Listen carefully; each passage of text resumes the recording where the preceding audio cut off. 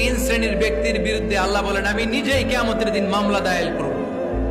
I will be against them in the day of judgment. Three categories of people I will be against them in the day of judgment. তিন শ্রেণীর লোক কিয়ামতের দিন তারা ছাড় পাবে না। আল্লাহ বলেন আমি নিজেই তাদের বিরুদ্ধে মামলা দায়ের করব। এর মধ্যে এক শ্রেণীর লোক হচ্ছে রাজুলুন ইস্তাআজারা জিরান ফাস্তাউফা মিনহু ওয়া লাম ইউতি আজরা। একজন শ্রমিক ভাড়া করে তার কাছ থেকে কাজ নিয়েছে কিন্তু তার পারিশ্রমিক আদায় করে নাই। এরকম আছে না নাই? দাপট দেখায় ইউনিভার্সিটির ক্যান্টিন গুলোতে। ইউনিভার্সিটির ক্যান্টিনে যে খায় মাগার বিল দেয় না, এরকম ডাকাইত আছে না নাই? চায়ের দোকানে চা খায় আগে পরে দিমু, বিল দেয় না, আছে না নাই? দোকানে যে পণ্য কিনে বিল দেয় না, পরে দিমু, আছে না নাই?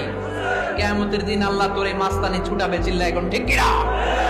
আনা খাসমুহুম, আমি নিজেই তাদের বিরুদ্ধে মামলা দায়ের করব। কথাটা কার? এজন্য বিশ্বনবী বললেন খবরদার, মেহনতি মানুষ, খেটে খাওয়া মানুষ, এদের দোয়া কবুল হয়ে যায়। আতুল আজিরা আজরাহু ক্বাবলা আন ইয়াজিফা আরাকুহু। খবরদার, বিশ্বনবী বললেন শ্রমিকের ঘাম শুকিয়ে যাওয়ার আগে তাদের পারিশ্রমিক মিটিয়ে দাও। বিশ্বনবীর বিখ্যাত হাদিস, আতুল আজিরা আজরাহু ক্বাবলা আন ইয়াজিফা আরাকুহু। শ্রমিকের ঘাম মাটিতে লাগার আগে, শুকিয়ে যাওয়ার আগে তাদের পারিশ্রমিক মিটিয়ে দাও। কেননা তারা যদি বদদোয়া করে তোমার জীবনকে জাহান্নাম বানিয়ে দিবে কে?